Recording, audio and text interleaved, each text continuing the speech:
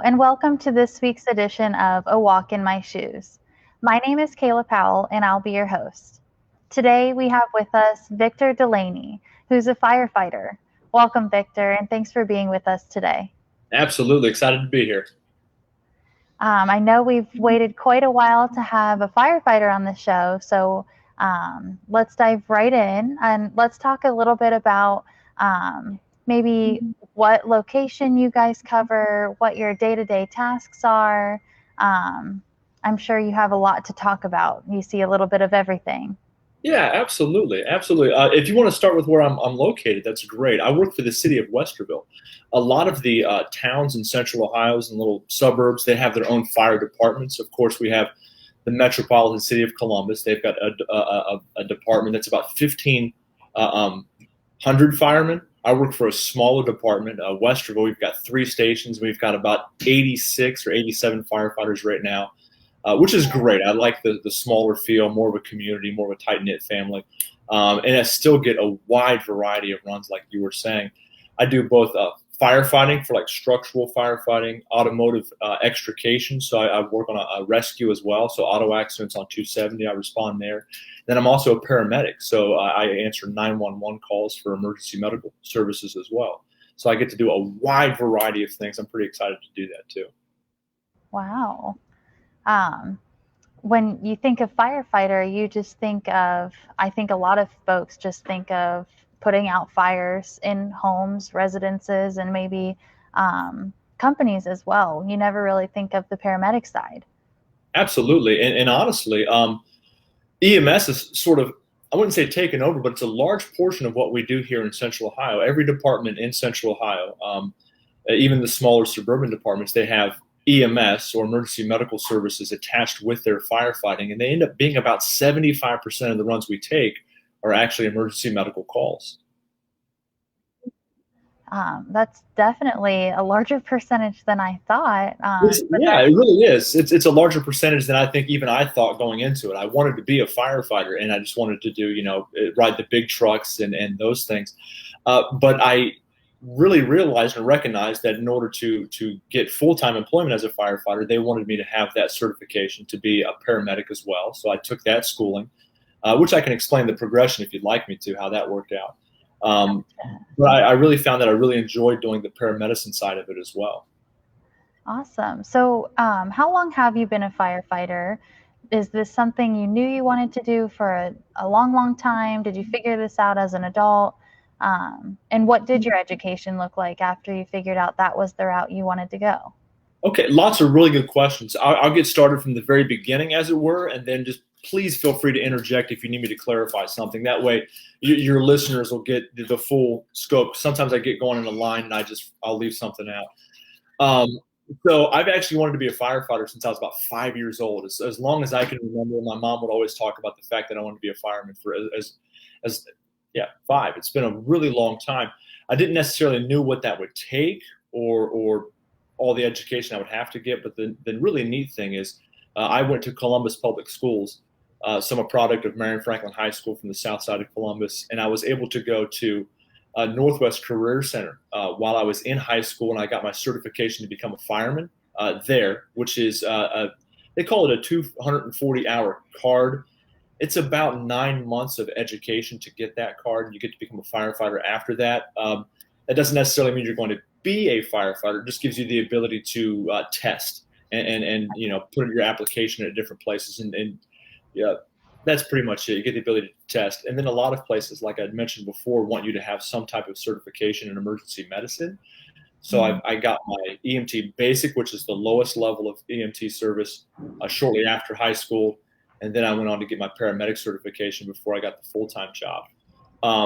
So that being said, I've been a firefighter now for about 17 years. I started out Wow. volunteering, which means I did it for free. I would just show up and volunteer my time. And then I moved to part-time, which is I had lower hours. And then I eventually made full-time, which means I'm on a regular rotating schedule. And I made really a career out of it, which has really been fantastic. I've been able to support my family with the income, and it's been awesome. And I love this schedule. It's been a really wonderful experience for me. That's awesome. It's also awesome to hear how young you were when you knew what your passion was and what direction you wanted to go with your career. Yeah, people tell me it's rare. I guess I just don't realize it because it's just what I've always known. So Yeah. So you mentioned that you went from a volunteer to part-time. So yes, when you were in that volunteer stage, how many hours were you volunteering? Was that super tough? Did you have another job to that those are have an income? yes, those are really good questions. All of the above, everything you said is yes. So I'll explain that. I when I graduated high school, I did apply for multiple departments, Columbus and these different outlying areas I would apply for. And the testing processes can be kind of lengthy. They could take several months for you to fully make it through your testing process. So while taking those tests, I had to pay the bills. I got married young to my high school sweetheart, wonderful lady. We've been married for it'll be 20 years this year. It's been awesome. We've got 3 kids, but I had a house payment, I had a wife, I had a young daughter, so I was actually in construction for a while I was going through all of my schooling and all of my training outside of high school. So for volunteering, I worked about 24 hours to 48 hours a month, so just 12 hours at a time, usually 4 times a month, to kind of get my foot in the door, so that I was staying around the firehouse and different fire departments, and people got to kind of know who I was.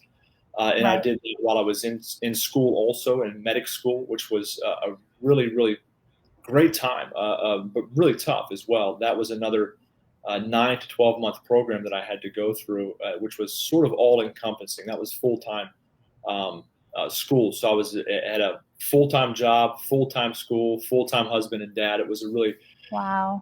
busy time in my life, but it really paid off. I got to learn a lot about time management, scheduling my time, working hard, learning how to ask really good questions, and just developing a pace of work that would best suit my lifestyle and my family lifestyle at that time. So after doing volunteer for 2 or 3 years and going through medic school, the department I was with, which was a much smaller department, promoted me to a part-time job, which means I would get paid and then was expected to work more hours. And then I was testing at multiple departments still at the time. And eventually I got the opportunity to test for Westerville. And I got a full-time job offer from them. And I was able to say goodbye to the construction work permanently. And I was able to say goodbye to the other part-time jobs and just focus in on my career at that point. Awesome. That's such an awesome story to hear how you progressively got to where you needed to be and where you wanted to be. Um, so, you talked a little bit about having to juggle volunteering in school and your family. Was there ever a point where you were like, wow, this is a lot. This might be too much for me? Were you discouraged? How did you overcome that? I think the moments where I felt the most discouraged is probably right before I started. You get a lot of really good momentum. You do a lot of research. You put in your applications and you submit all your paperwork, and you're about to start medic school. And then you start to take inventory of everything else you have going on in your life. And that's a point where you can be really discouraged. And if there were anybody else who would find themselves at that position, at the starting point of any endeavor, whether it's a change in career, whether it's I'm going to start school now, or I'm going to add this onto my already busy schedule. If you've taken the inventory and you've done your job in scheduling, you just got to take that leap of faith, step into it, and then allow things to sort of build and adjust as necessary as you move forward. Um, Sometimes it's not necessarily a failure if it's not going the way you want it to. It just means you need to make some adjustments. And there were a lot of adjustments that we had to make during that time. We ate a lot of macaroni and cheese and ramen and pushed off Christmas that year. I mean, it was a tough year. Yeah. But you made it work, and now you're super successful. You're still in love with your job, and your family has grown. Yeah, absolutely. Well, when I went through medical school that time, it was about, I want to say that was 95, sorry, 2005, if I remember. So it's been a good 15, almost 16 years ago now. And then we had just one daughter. Now we've got 3 children. We've got 2 sons that we've added to our family, and it's been great. Yeah, we've grown, and it's been awesome. And since then, I've actually gone back to school for more education. I went ahead and finished out a 2 year associate's degree, Okay. probably 4 or 5 years ago, in preparation for a promotion at work. It's been a great opportunity again. Awesome. If you don't mind me asking, what were you studying for your associates? That's a really good question. I went through Columbus State Community College, and really it's a degree that was sort of tailored to the fire service. So it was a lot of general education classes, which were good for me because it helped me really refine my writing skills and styles, and then really helped me learn to research and how to communicate effectively through writing. And then also a lot of classes that were geared towards firefighting, like fire investigation. And Okay. different classes like that that were geared more towards my specific career already. Talk a little bit about what you do day to day. You talked a little bit about um, not everything you do is going to put out a fire. It's also helping people medically, responding to car accidents. What does your typical week look like? What's your schedule look like? Do you work 3 days a week or 5 days? Shorter shifts, longer shifts? Do you ever get a call in the middle of the night where we need you now? Absolutely. I guess to start out with the week in itself, lots of really good questions. Um, I work a 24-hour shift at a time, and then I'm off for 48 hours. So the way it works in Central Ohio with most fire departments, you work for one full day, and then you're off for 2 full days. So in a given week, I may work 2 full days or 48 hours, or the next week I could work 3 full days, which would be 72 hours. But then I've got the time off in between to spend with my family and do other things around the house or take care of other types of business to make sure my family life is working well or job performance is working well. So in a given 24-hour shift, what I'll do, what happened yesterday, I just came off of shift this morning. Um, I showed up on Tuesday morning at 7:30 in the morning. That's a roll call. So once we get there, we clock in. We'll check our trucks. So the off-going shift will leave. We will look at the trucks that we're going to be on. My assignment yesterday was the medic. So I was on the ambulance that most people call it. So I would respond to medical calls yesterday. I would make sure that all my medical supplies were where I wanted them to be. My cardiac monitor was working properly, and the truck itself was in good working order. From there, we kind of wait a little bit in the morning. We take a look at what job assignments might be on the day, what type of training we're going to have, any type of community outreach events. We'll look for that and plan out our day. And then the big key is whenever someone dials 911, someone from the fire department is going to show up. So whether it's a medical call or an emergent run like a car accident or a fire alarm or potential smoke in a building, those types of things, if someone calls 911, we respond to that. We do it quickly. In Westerville, our response times are between 3 and 5 minutes. So if you Wow. have an emergency in Westerville, you're going to have a truck in your driveway in 3 to 5 minutes. And we work really hard for that. And a lot goes into that as far as our emergency dispatch center and just our regular training to be able to hit those goals. Um, did that help? I think you Yeah, asked a couple more questions. definitely. Was that enough information? That Oh, the Yeah. calls overnight. I'm sorry, I've got a coach here next to me helping me out. So, and that means when you work 24 hours, no matter what time of day it is, it could be nighttime. You could be having breakfast. You could be in the shower. And if someone calls 911, you've got to go. So yes, we do take phone call. We do take 911 calls at night. Those are sometimes the hardest ones to answer. One of the big questions we get: do you sleep while you're at work? And the answer to that is yes. If we can, we will sleep. We have a bed there. We've got a bunk there with our own locker. We've got different changes of clothes in there. And we try to go to sleep, like a normal, responsible adult would between 10 and 11 o'clock at night. I'll try to go to bed. But if someone dials 911, I've got to take that call. So I had a really rare opportunity last night. This has only happened 3 or 4 times in my career, but someone called at 3 in the morning. So yes, I was asleep. I'd just gotten to bed at 12:30 from other emergent calls, and at 3 o'clock. So this is 2.5 hours of sleep. I get a call, and someone is in labor, and they're actively delivering in their own bathroom. That's a problem. So that's a good opportunity for them to call 911. My crew shows up, and we get to assist. We get to assist with the delivery, and then take a brand new baby and mom to the closest hospital to make sure that they got the appropriate care. It was scary, honestly, for me. I, That's something I get to do every now and then. But it was great. It's part of the training and the paramedic program to be able to do that in an emergent situation. And I've got a great group of people that I work with, and we were able to help that individual. And everything turned out great. Baby and mom are fine.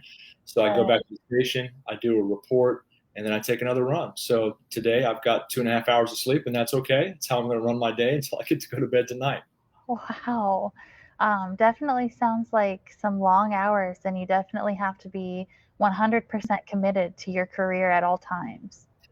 You do, absolutely, absolutely. And there are different things that make it fun and exciting. And maybe it's a personality thing, but I enjoy the challenge. A lot of the people I work with enjoy the challenge of just having something different. We report to the same firehouse every day or the same fire department every day, but we get to go out into the public and do different things and problem solve and help people. And that's really what kind of makes it exciting and fun. Yeah, definitely.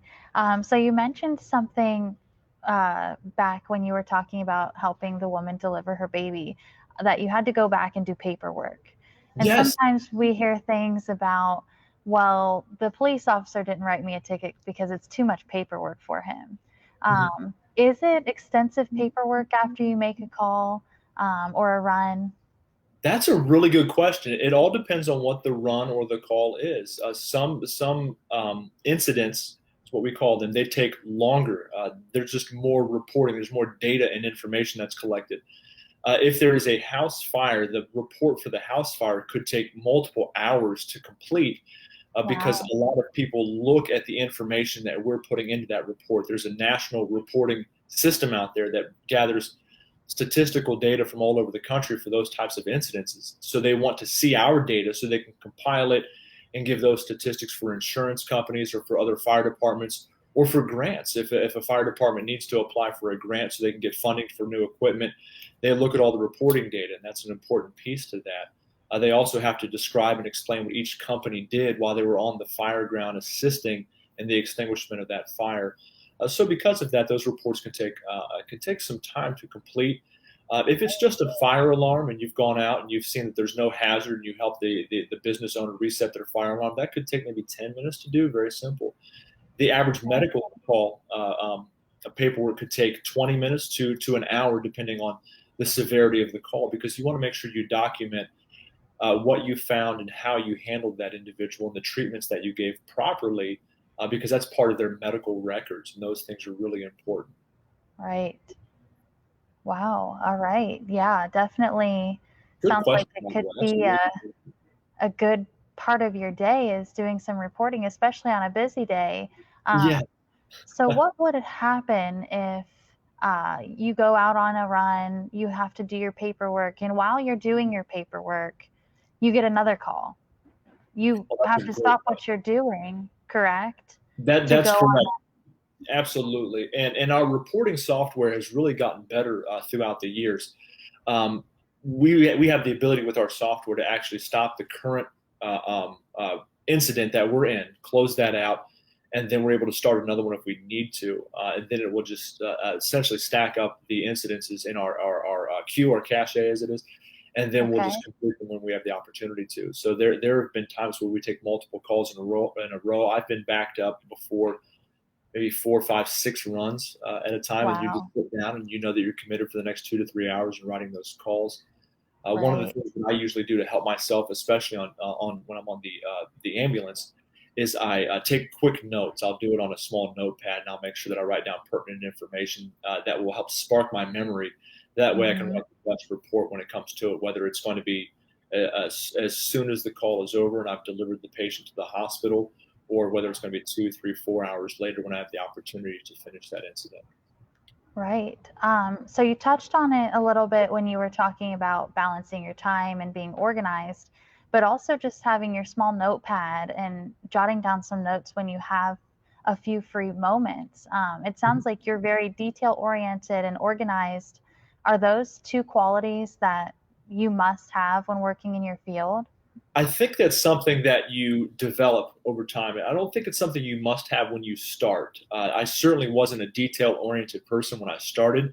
I began to become detail oriented as I took more tests and filled out more applications because I realized that details were important. And Hmm. details are what help you get the career you want, whether it's in firefighting, whether it's in law enforcement, whether it's in the business world.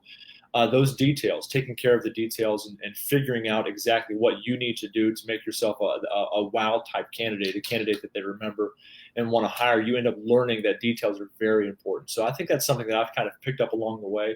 But absolutely, once you're in the career, details are very important. But once you've practiced enough, and once it becomes a part of your routine, you don't realize that you are taking care of the details. It just becomes natural and a part of what you do. Gotcha. So, what are some of the qualities that um, your team would look for if you were bringing on someone new? Even if it was a volunteer, what do you look for in that person? Absolutely. You have to be interested and engaged. And that looks different to a lot of people. I think one of the hardest things for youth and younger people today is because of I think social media and upbringing and those types. It just naturally happens that people kind of pacify themselves with their phones. Um, so if we bring on this is something that we talk about a lot of our young candidates when they come in, or if we have individuals writing on our medic from a medic school because you have to Mhm. have live time doing the actual job for a part of your program. If we see somebody more engaged in their phone than engaged with what we're trying to talk with them about or training, then we have to have a conversation with them and say, hey, we just need you to be interested in learning the career, learning the job.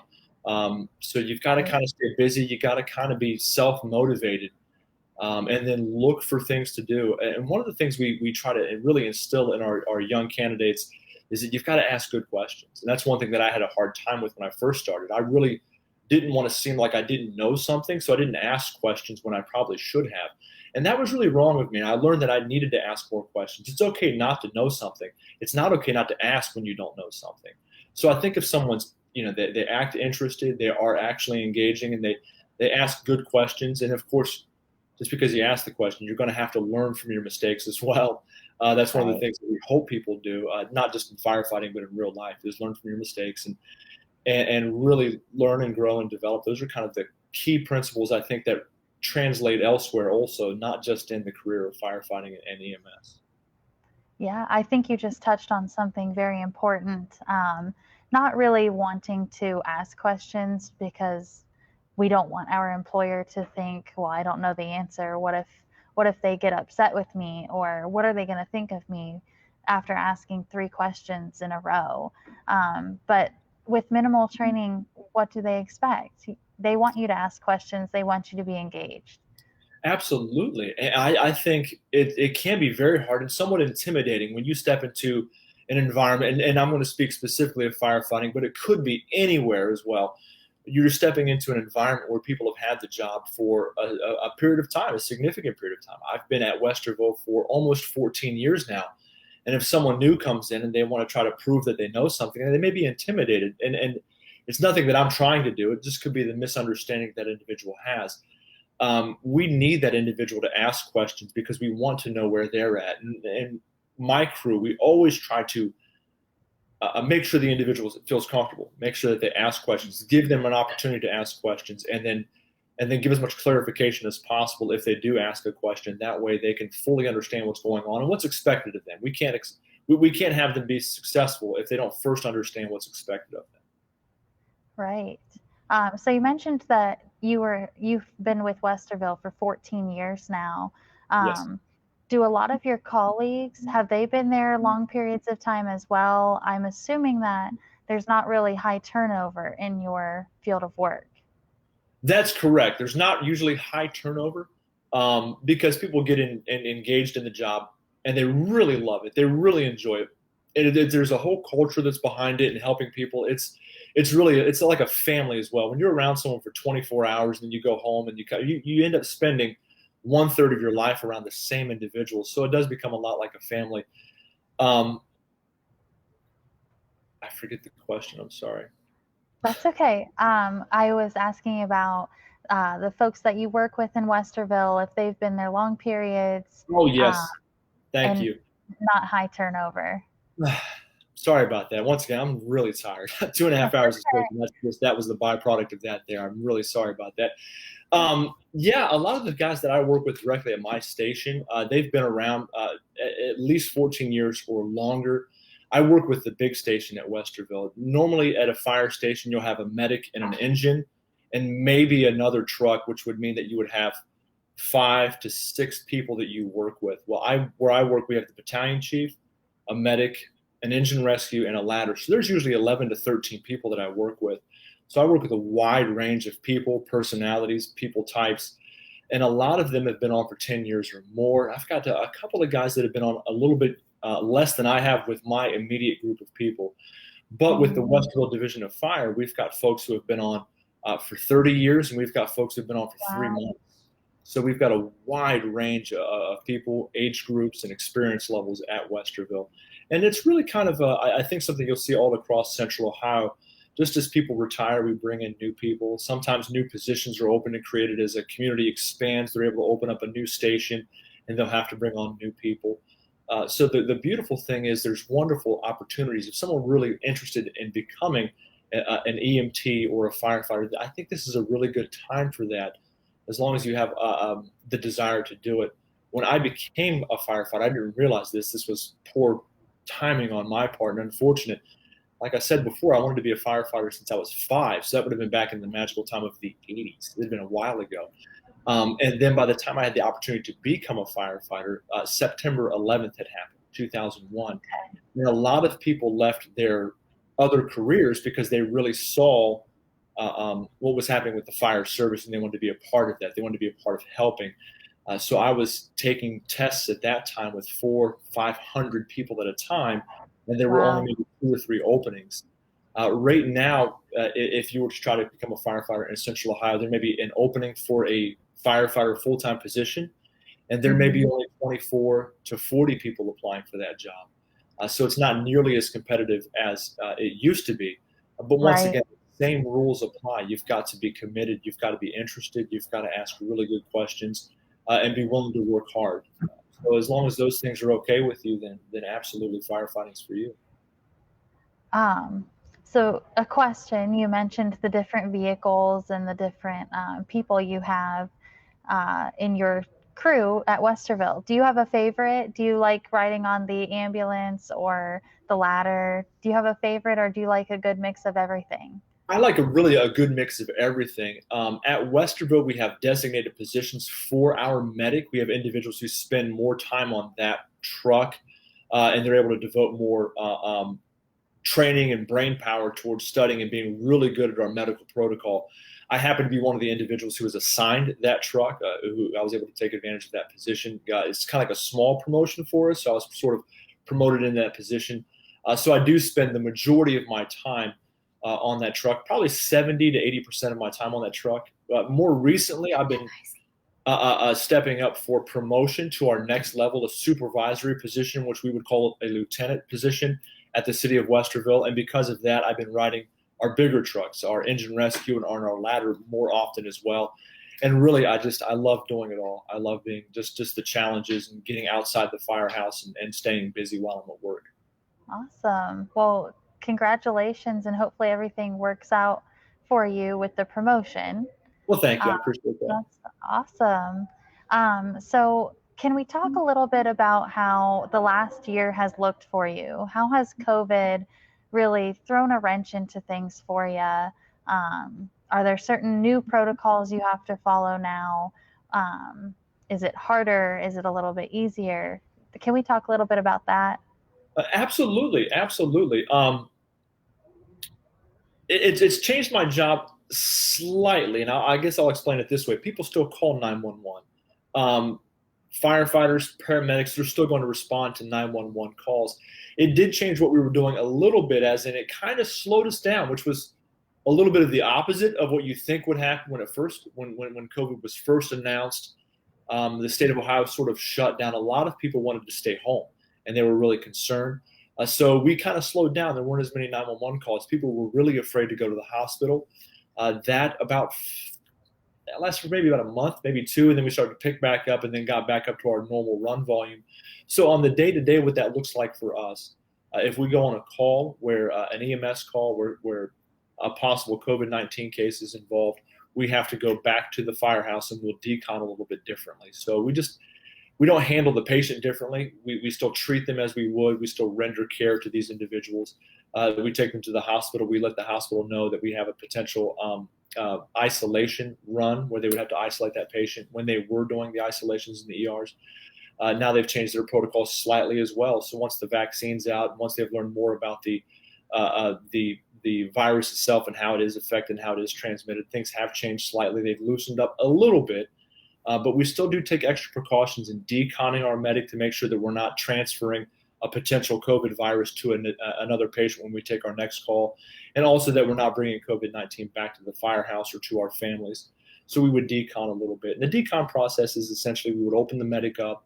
And we've got like if you can imagine this, it's almost like a misting machine. So it would just this fine mist of an antiviral product just over everything that would dry for about 20 minutes, and then all the crew would have to go and change our clothes and shower and things like that. And that was what our decon process was.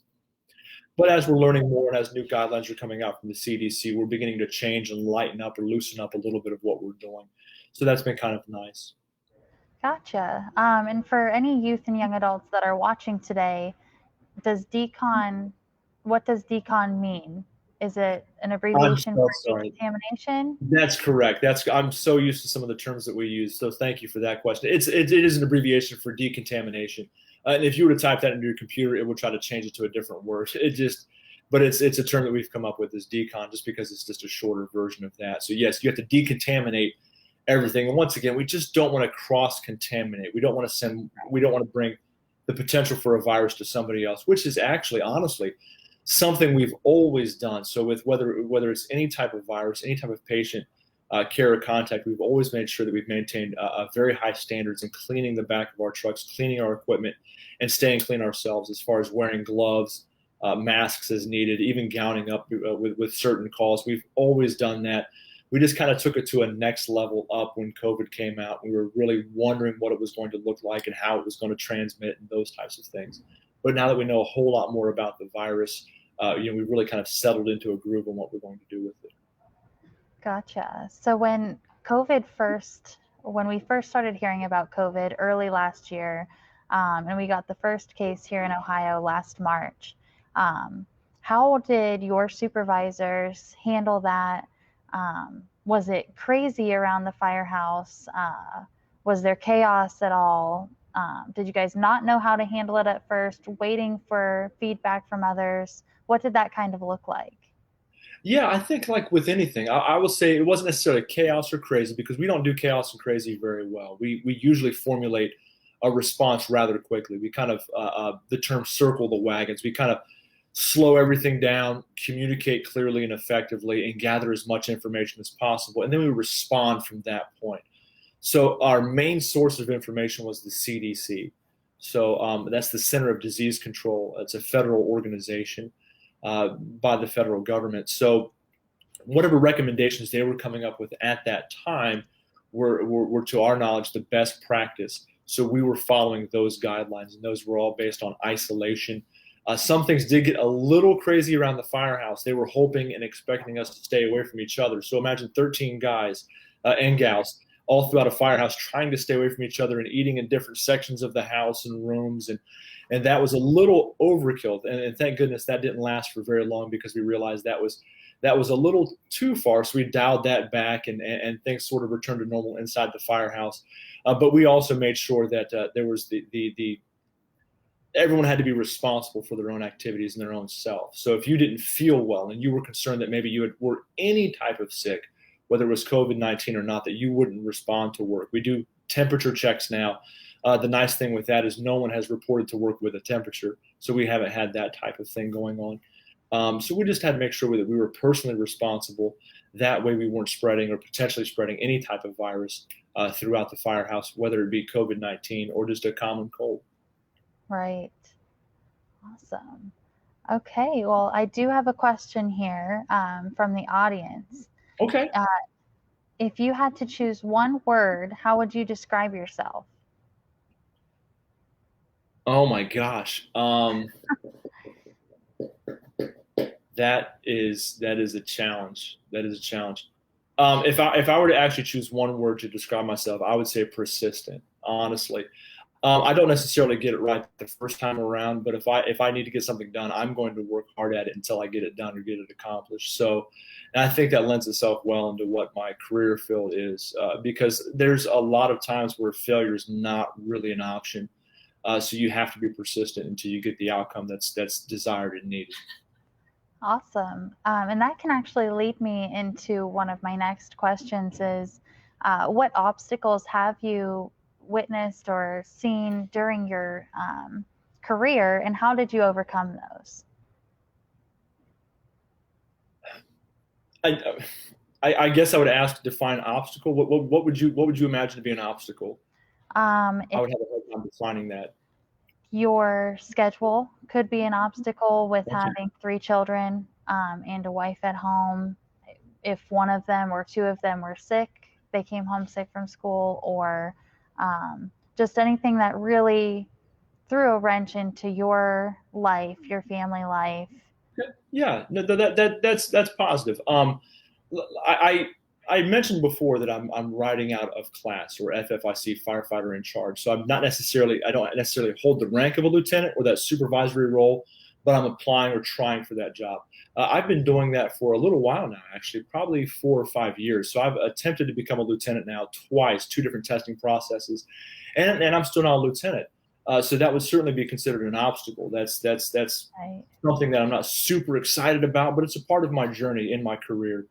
So I'm doing my best to learn more, develop more, ask good questions, talk with my supervisors, and really see what I can do to continue to improve myself so that I can be a better candidate for that. The good news is I made the list. So, what we do is we rank the individuals. So I'm close. I'm very close. I just haven't quite gotten there yet. So I'm trying to get over the hump, as it were, to get into that. Much like when I was trying to become a firefighter, it took multiple attempts with multiple different departments to get the full time job.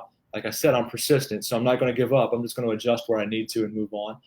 The schedule, that's a very good point. Sometimes when the kids are sick, I have to stay home, and that's the beautiful thing about my job. I've got the opportunity to do that if I need to. Today could be an obstacle. If I had other things that I needed to get done today that really required me to be super physical or super dialed in, I would need to take a nap because I'm just wiped out right now. So I've got to make those adjustments. So I think in any career, any job, or any part of life, you could run into obstacles, and you have to learn to adjust and to just take a time out or a pause. I've been a part of several really difficult runs as well that have become obstacles. They're mental obstacles. They're things that you think about or you dwell on for a while. Things that any run that involves a child or involves an elderly person that may involve abuse or something that you see an injustice and you don't think it's right. It's unfair. It's not great that happened. Something needed to happen differently for this individual, and it just didn't work out. And I'm a part of those incidences. Those can be mental obstacles. Those can be hard to just overcome. But it's really great that you have a support group around you, not only at your firehouse, but I've got a wonderful support group in my family. I've got a wonderful support group in my church family. So I have an opportunity to sit down and talk through those things and also recognizing when I need to talk through those things. That's not one thing we do very well. A lot of us don't do that very well, but sometimes we just need to recognize that something isn't quite right. It's an emotional obstacle or a mental obstacle, and we just need to talk through those things, learn to talk about those things, and that is what kind of helps us get through those and around those. As you mentioned, you this is a great point that not everything you see is good. Abuse or something is wrong with a child, or maybe someone even passed away during a car accident or a house fire. Yeah. And these can be hard things to handle for sure. Um, are you able to turn off your personal emotions and do your job? How does that work? Because I know for certain I don't think I could do that. Yes, I am able to turn off my personal emotions, and most individuals who are part of what we do, I would say, to be fair, 90 to 95% of the time they're able to dial back or dial down their emotional response in those situations. And that takes practice and that takes repetition. So the more you're involved in those types of situations and scenarios, and the more you train for those types of things, you almost go into autopilot. Your training takes over. You know what to do intellectually. So you're able to turn off the emotions. So the intellectual side, the technical side of what you're doing and how your training can take over, and then you kind of think about it at the end. Now, there have been instances where we're right in the middle of a run. I realize what's going on. And then I've got to sort of stuff it, take a deep breath, dial it down. A lot of times I've had to look at my guys and girls. I don't want to say that wrong. My people around me. I use that term broadly. My crew, and they help me dial in as well.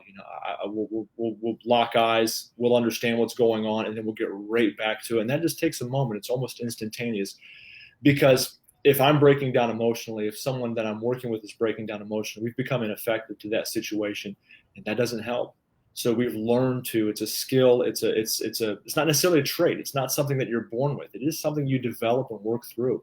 We're not robots. We're regular people, but we've learned the skill of dialing that down and turning that off when we need to. The bad part is when that switch breaks, and you're watching, a Disney movie, and you just start crying uncontrollably. So it's embarrassing, and hopefully you're with your family when that happens and not in the theater. So to go off of that, say yesterday at work you experienced something that really has you down, something that really got to you, and with HIPAA laws and some confidentiality, are you allowed to talk about situations with your family and friends without using names? Are you not allowed to talk about it really at all?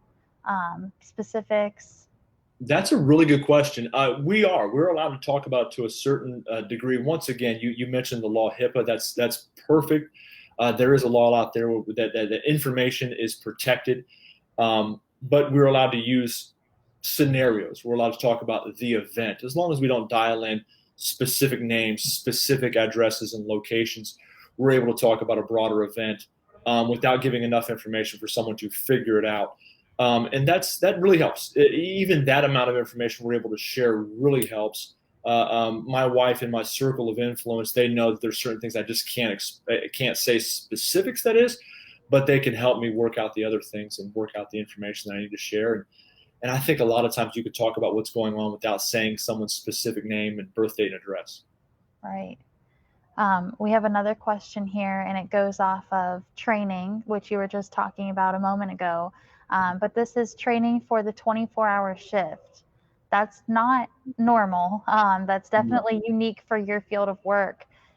Did you have to train for that? Was that very difficult? What did that look like for you? It's really funny. It's a job, like I said, that I wanted for a very long time, and I knew the schedule. I knew it was a 24-hour shift. I didn't work too many 24-hour shifts prior to becoming full time, just because I had a different career in construction. I had the wife and kids that were coming along, and as a volunteer, I wasn't necessarily required to be there for 24 hours at a time. They just wanted me to do 12-hour shifts. So I was really looking forward to doing 24-hour shifts and being off for 48. But it really felt odd when I first began to do this job. I really felt like the 2 days I was off wasn't enough time, and I was desperately trying to get things done before I had to go back to work for 24 hours. I was going to be away from my family for an entire day. Right. But we got over it. We were able to work through that. We realized that, hey, you just got to schedule that. Now, there's certain things that are hard to work with that schedule, like everybody else's schedule. They just don't realize that when I say I'm going to be at work every third day, that doesn't mean every third Tuesday of the month or every third Sunday of the month. It's just every third day, no matter what day it is. If it's 3 days from now, I work. If it's Christmas and it's my turn, I work that. If it's Thanksgiving, I work that. Birthdays, anniversaries. Well, if it falls every third day, I have to work that day. Wow. Yeah, that can definitely be tough. I can understand that adjustment. But when you're passionate about what you do, you don't mind going in.